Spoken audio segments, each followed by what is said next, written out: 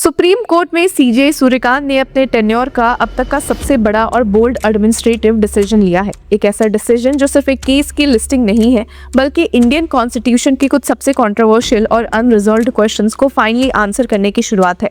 दो ऐसे मैटर्स जो सालों से पेंडिंग थे, जिन्हें रिपीटेडली अवॉइड किया जा रहा था, जिन पर क्लैरिटी देना हर चीफ जस्टिस के लिए अनकंफर्टेबल और पॉलिटिकली सेंसिटिव था, उन दोनों मैटर्स को अब सीजे सूर्यकांत ने रिवाइव कर दिया है। पहला मैटर है सबरीमाला टेम्पल एंट्री कंट्रोवर्सी, जहां सवाल है कि क्या विमेन ऑफ मेंस्ट्रुएटिंग एज को एंट्री मिलनी चाहिए या नहीं। और दूसरा मैटर है इंडस्ट्री की डेफिनेशन का कॉन्स्टिट्यूशनल इंटरप्रिटेशन, जो डिसाइड करेगा कि कौन कौन लेबर लॉज के प्रोटेक्शन के अंदर आते हैं। Hello law lovers and justice seekers, welcome to law Chakra. हम आपके लिए लेकर आए हैं कुछ बहुत ही exclusive. Introducing law Chakra prime membership, जो आपको देगा exclusive access like never before. बनिए लॉ चक्रा की प्राइम मेंबर और अनलॉक कीजिए full potential of legal knowledge. अभी ज्वाइन कीजिए। अब सीजे सूर्यकांत का बड़ा फैसला इन दोनों केसेस में आ चुका है और ये है कि एक 9 जज बेंच इस मैटर पर जल्दी ही बैठने वाली है। पर क्यों ये फैसला सीजे सूर्यकांत ने लिया है और क्या इसके खिलाफ सेंटर दिखी है, चलिए देखते हैं। पहले बात करते हैं सबरीमाला केस की। समझने वाली बात है कि ये कंट्रोवर्सी आज की नहीं है।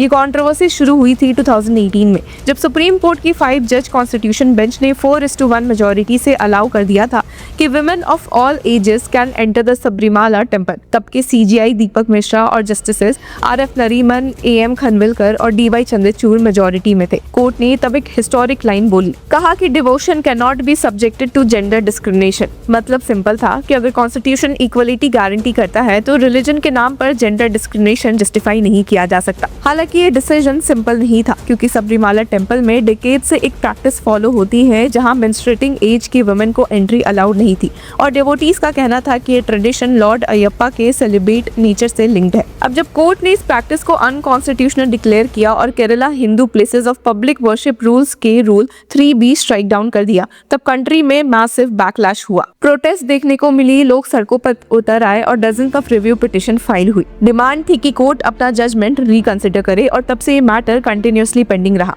अब 2019 में सीजे रंजन गोगोई की बेंच ने एक कॉम्प्लिकेटेड स्टेप उठा लिया। कोर्ट ने कहा कि सबरीमाला का इशू सिर्फ एक टेम्पल एंट्री का इशू नहीं है, बल्कि ब्रॉडर कॉन्स्टिट्यूशनल क्वेश्चंस इन्वॉल्व करता है। कोर्ट ने ऑब्जर्व किया कि सिमिलर इशू एग्जिस्ट करते हैं मुस्लिम वुमेन के मॉस्क एंट्री के केसेस में, पारसी वुमेन के फायर टेम्पल एंट्री के केसेस में, और दाऊदी बोहरा कम्युनिटी में फीमेल जेनिटल म्यूटिलेशन और एक्सकम्युनिकेशन जैसे प्रैक्टिसेस में। तो सुप्रीम कोर्ट ने डिसाइड किया कि पहले ये डिसाइड करना जरूरी है कि कॉन्स्टिट्यूशन रिलीजियस फ्रीडम को किस एक्सटेंट तक प्रोटेक्ट करता है और कोर्ट रिलीजियस प्रैक्टिसेस में कितनी इंटरफेरेंस कर सकती है। इसलिए ही मैटर को रिफर कर दिया गया था एक 9 जज कॉन्स्टिट्यूशन बेंच को। ये एक रेयर स्टेप होता है, क्योंकि 9 जज बेंच सिर्फ तब कॉन्स्टिट्यूट होती है जब कॉन्स्टिट्यूशनल इंटरप्रिटेशन का एक्सट्रीमली इंपॉर्टेंट क्वेश्चन हो। हालांकि इस केस के बाद क्या हुआ, कोविड आ गया, कोर्ट्स का फंक्शनिंग डिसरप्ट हो गया, सालों तक कोई फाइनल हियरिंग नहीं हुई, और ये एक ऐसा कॉन्स्टिट्यूशनल क्वेश्चन बन गया जिसके आंसर के लिए सब वेट कर रहे थे। और एग्जैक्टली यहीं पर सीजे सूर्यकांत का इंटरवेंशन सिग्निफिकेंट हो गया।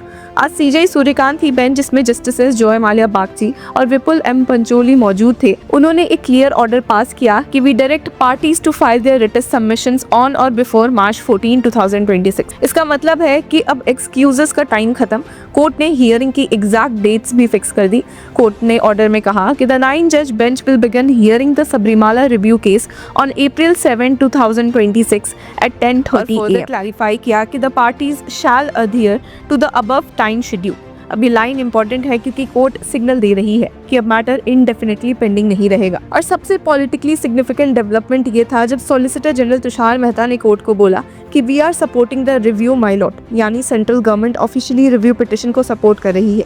ये एक मेजर शिफ्ट है, क्योंकि गवर्नमेंट का स्टैंड कॉन्स्टिट्यूशनल इंटरप्रिटेशन को इनडायरेक्टली इन्फ्लुएंस करता है। अब ये वर्ष 2020 में 9 जज बेंच ने 7 मेजर कॉन्स्टिट्यूशनल क्वेश्चंस फ्रेम किए थे। क्वेश्चंस जैसे कि what is the scope and ambit of right to freedom of religion under article 25 of the constitution of India, what is the scope and extent of judicial review with regard to a religious practice as referred to in Article 25 of the Constitution of India। ये questions decide करेंगे कि constitution religious autonomy को ज्यादा protect करेगा या individual fundamental rights को। आज सीजे सूर्यकांत की बेंच ने एक पावरफुल ऑब्जर्वेशन भी दिया। कहा कि there are some unforeseen bridges which we may have to cross when we are hearing the case.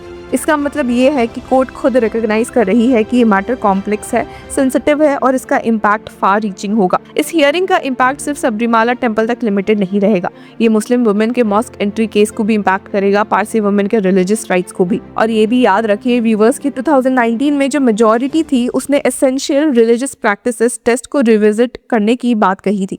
Minority including justice DY Chandrachud और जस्टिस RF नरीमन ने डिसेंट में बोला था कि सबरीमाला के रिव्यू में अनरिलेटेड इश्यूज टैग नहीं किए जा सकते।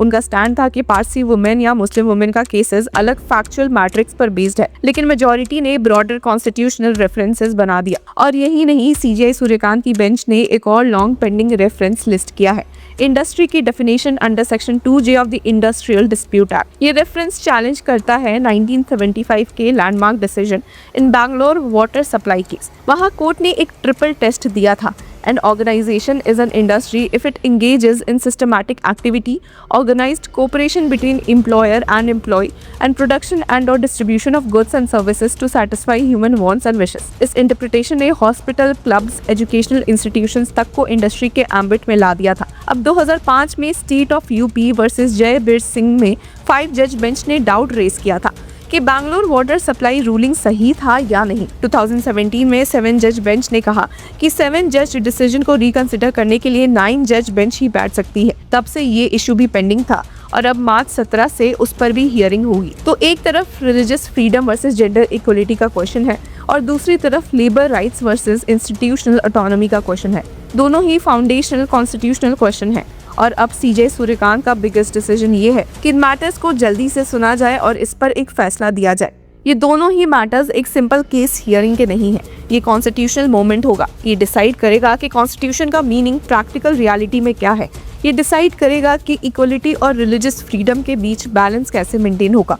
और सबसे इम्पोर्टेंट, ये डिसाइड करेगा कि सुप्रीम कोर्ट अपनी कॉन्स्टिट्यूशनल रिस्पॉन्सिबिलिटी को कैसे इंटरप्रेट करती है। अब पूरा कंट्री वेट करेगा इन 9 जज बेंच के फैसलों का, क्योंकि जो भी डिसीजन आएगा वो सिर्फ एक टेम्पल, एक कम्युनिटी या एक लॉ को अफेक्ट नहीं करेगा, वो इंडियन कॉन्स्टिट्यूशन के फ्यूचर इंटरप्रिटेशन को भी शेप करेगा। तो व्यूअर्स, इस पूरे मुद्दे पर आपकी क्या राय है? Do let us know in the comment section. Until then keep following law चक्र।